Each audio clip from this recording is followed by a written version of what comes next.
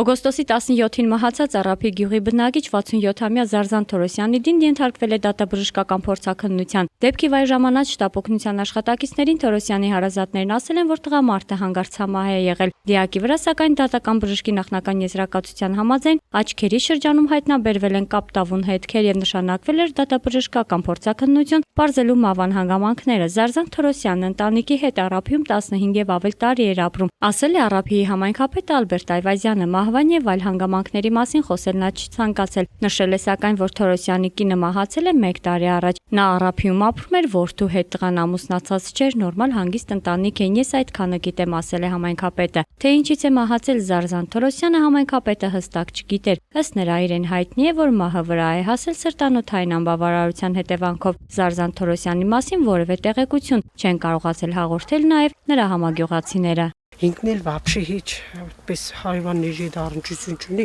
իր աստաներն չդեմ որտեղ է։ Չիմ ճանճիլ։ Ես ինչ խորսեցին բանը, աղջիկն է երևի բան եղե, ստեղ հարսեի շատ տարիներ առաջ։ Շտե հետո էլ բան է ներել։ Ես աղջիկը թողեց գնաց Ռուսաստան, այդ տունը երևի այդ աղջիկա տունը ինքը կմնա ինչ։ Ու ոչ է կճանճեմ այդ մարդուն ես։ Իրանք ստեղի չեն։ Մենք ընդհանրապես իրանց հետ կապ չենք ունեցել։ Հոկտեմբերանից են իրանք ուդից են չենք ճանճեմ, ենք ասես չամ, вообще չենք ճանճել։ Ինքը հեչ մարդու հետ կապ չունեցել։ Իրանք ուրիշ տեղ են։ Մենակ երևի են հարևանի, չի դե իրանց դա հարևան է։ Դեմի Ավելի մոտիկ գնացեք մեկ են կողքի երևի իրանք գիտեն կապրիր, բայց Որ հետ։ Որ է։